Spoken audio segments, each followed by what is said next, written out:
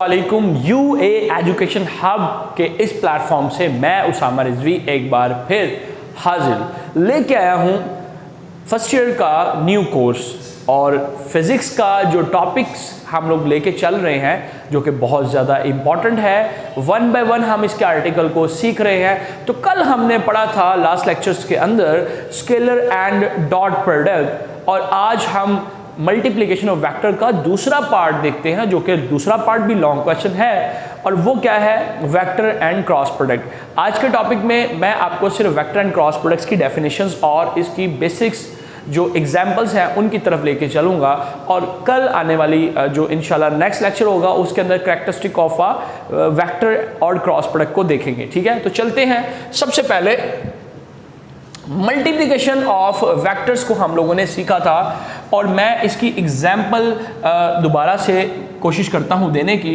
W मेरे पास है work, F dot D ये मेरे पास क्या है स्केलर और डॉट प्रोडक्ट और F D डॉट की जगह पे कॉस थीटा आ गया था जिसे हम लोग वर्क की एग्जाम्पल लेते हैं। ठीक है, और मैंने स्केलर और डॉट प्रोडक्ट में जो एग्जाम्पल दी थी वो मैंने कल बता दिया था।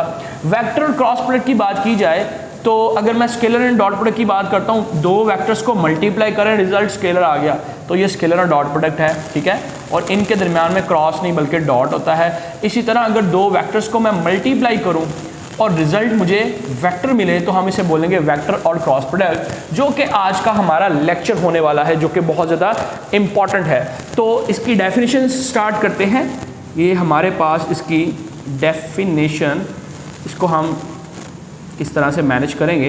डेफिनेशन देखें, if the product of two vectors is a vector quantity then the product is called vector quantity. ठीक है, वेक्टर प्रोडक्ट, वेक्टर और क्रॉस प्रोडक्ट, इसको हम लिख सकते हैं वेक्टर और क्रॉस प्रोडक्ट। ठीक है जी, क्या किया, क्रॉस की जगह पे साइन थीटा लगा दिया, यानी डॉट की जगह पे आता था हमारे पास कॉस थीटा और क्रॉस की जगह पे हमारे पास क्या आएगा साइन थीटा। ठीक है, यहां पर दो वेक्टर्स को मल्टीप्लाई करें और रिजल्ट क्या है वेक्टर। तो सीखा क्या है, वेक्टर के अंदर हमें मैग्नीट्यूड का भी पता होना चाहिए और उसकी डायरेक्शन का भी।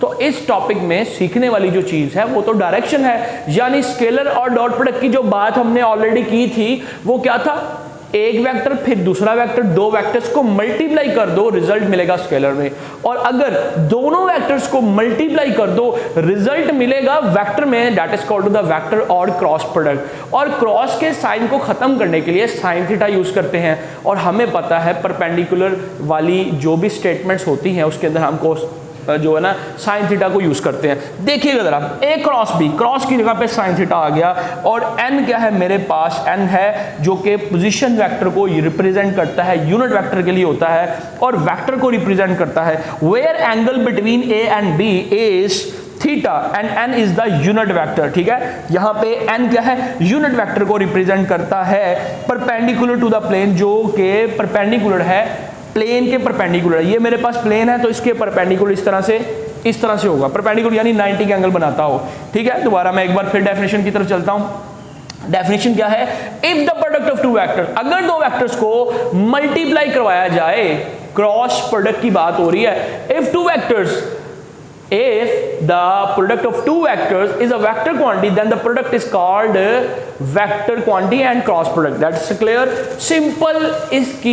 इसको डिफाइन किस तरह से करते हैं, a क्रॉस b क्या होगा, ए बी साइन थीटा, और n क्या है परपेंडिकुलर टू द प्लेन। जो भी प्लेन हम यूज कर रहे हैं, प्लेन कौन कितनी डायमेंशन का होता है, 2 डायमेंशन का। हमने पढ़ा था चैप्टर नंबर 1 के अंदर सप्लीमेंट्री यूनिट जियोमेट्रिकल क्वांटिटीज दो तरह की थी, एक प्लेन और जो कि हमारे पास रेडियन और सॉलिड एंगल जो कि स्टी रेडियन था, ये हमने पढ़ा है। 2 डायमेंशन और 3 डायमेंशन की बात की है। तो यहाँ पे अगर मैं प्लेन की बात करता हूँ, प्लेन एंगल की बात करता हूँ, तो यहाँ पे मेरे पास प्लेन एंगल 2 डायमेंशन होगा। तो यहाँ पे जो हम बात कर रहे हैं वो परपेंडिकुलर टू द प्लेन की बात कर रहे हैं, यानी एंगल कौन सा बना रहा है, 90 का एंगल बना रहा है। ठीक है, आगे चलते हैं। अब देखें, हमें पता है एक वेक्टर क्वांटिटीज को जानने के लिए उसकी डायरेक्शन को भी जानना जरूरी है। ठीक है, लास्ट लेक्चर में स्केलर क्वांटिटी थी, उसके अंदर डायरेक्शन नहीं थी, क्योंकि स्केलर के अंदर सिर्फ मैग्नीट्यूड होता है, डायरेक्शन नहीं होती। इसका मतलब वेक्टर क्वांटिटीज को सीखने के लिए उसके मैग्नीट्यूड को निकालना पड़ेगा और साथ उसकी डायरेक्शन को भी देखना पड़ेगा। तो हम इसकी डायरेक्शन को किस तरह से मैनेज करेंगे? तो डायरेक्शन देखें, direction of a vector product, right hand rule. भाई राइट हैंड रूल के जरिए से हम क्या कर सकते हैं, हम निकाल सकते हैं। अब देखिए, मैं अपने हाथ को इस तरह से, ये मैंने पकड़ लिया है, ठीक है, एक मार्कर को इस तरह से पकड़ लिया है, और ये जो थंब है मेरे पास, थंब और कर्लिंग फिंगर, कर्लिंग फिंगर किसको रिप्रेजेंट कर रही है? रोटेशन को। किसको? Curl the fingers of right hand in direction of the rotation. यानी जो मेरे पास, ये देखे मैंने क्या किया, ये मार्कर पकड़ा अपने हाथ में, और जो मेरी कर्लिंग फिंगर है रोटेशन को रिप्रेजेंट कर रही है कि भाई बॉडी किस तरह से रोटेट कर रही है, ऑब्जेक्ट किस तरह से रोटेट कर रहा है। यानी अगर मैं ए क्रॉस बी वेक्टर करूं तो उसकी डायरेक्शन किस तरह से होगी? रोटेशन की। रोटेशन की डायरेक्शन कैसे होगी? ये राइट हैंड रूल से। यानी राइट हैंड रूल में दो चीजें मैनेज करेंगे। सबसे पहले तो आपको क्वेश्चन ये पता लगना चाहिए कि भाई राइट हैंड रूल यूज क्यों कर रहे हैं। राइट हैंड रूल यूज करते हैं डिटरमाइन दी डायरेक्शन, यानी डायरेक्शन को तलाश करने के लिए, डायरेक्शन को जानने के लिए, डायरेक्शन को निकालने के लिए हम लोग राइट हैंड रूल यूज करते हैं। और मेरे हाथ में फिंगर्स हैं और थंब है, ठीक है। तो फिंगर्स किसको रिप्रेजेंट करती हैं? रोटेशन को। किसकी रोटेशन को? Curling finger, rotation of the direction, ठीक है। Rotation, right hand rule in the direction of the rotation, यानी रोटेशन जो हमारे पास है in the direction of the rotation. Erect thumb represent the direction of the A cross B.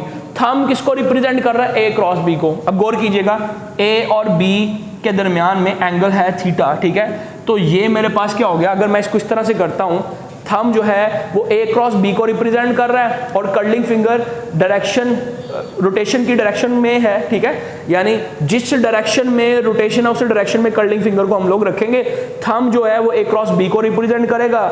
इसका मतलब ये आ गया कि ये मेरे पास, अगर मैं ऊपर की तरफ होगा तो डायरेक्शन क्या होगी? Anti clockwise.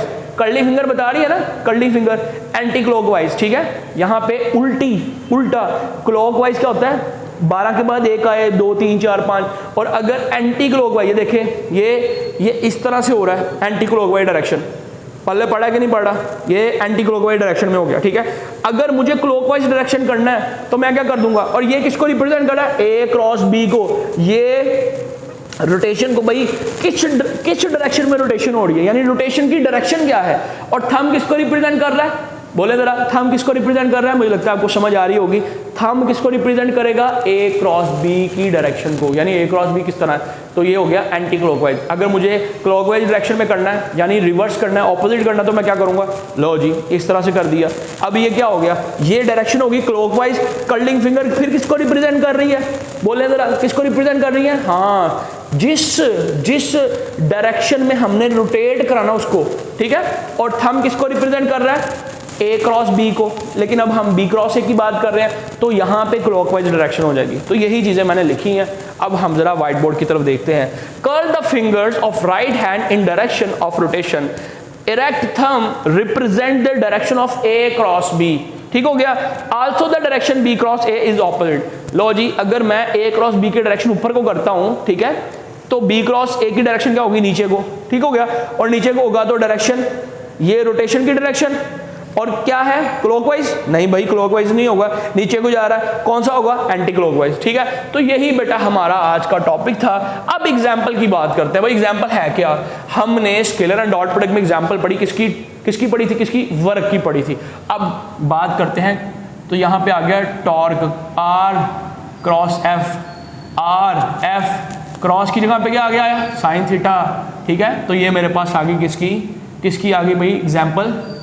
वेक्टर और क्रॉस प्रोडक्ट। ओके हो गया बेटा, समझ आ गई आप लोगों को? ठीक है। यूनिट देखा जाए तो न्यूटन मीटर आ गया मेरे पास, टॉर्क का यूनिट। ठीक है जी, यहाँ पे मैं यूनिट भी मेंशन कर देता हूँ। क्लियर हो गया? मुझे लगता है, होप सो कि आज जो हमने वेक्टर और क्रॉस प्रोडक्ट की बेसिक डेफिनेशन और एग्जांपल पढ़ी है आपको समझ आई होगी। नेक्स्ट लेक्चर में इंशाल्लाह मैं आपको कैरेक्टरिस्टिक ऑफ वेक्टर और क्रॉस प्रोडक्ट पढ़ाऊंगा। ठीक है। मुझे और मेरी पूरी टीम को इसी तरीके से आप देखते रहिएगा, ठीक है। हमारे चैनल को सब्सक्राइब कीजिएगा, बेल आइकन के बटन को ज़रूर प्रेस कीजिएगा और ज़रूर अपनी राय से हमें बताया करें, कमेंट दिया करें, ठीक है। जो चीज़ की समझ नहीं लगती हमें क्वेश्चंस किया करें, ताकि हम आपकी जितनी भी जो कमेंट्स हैं उनसे रहनुमाई हासिल करके आपको वो चीज़ें प्रोवाइड कर सकें जो आपको रिक्वायर्ड है, ठीक है। मुझे उसामा रिजवी को और मेरी पूरी टीम को दुआ में याद रखिएगा। फ़ी ईमान अल्लाह।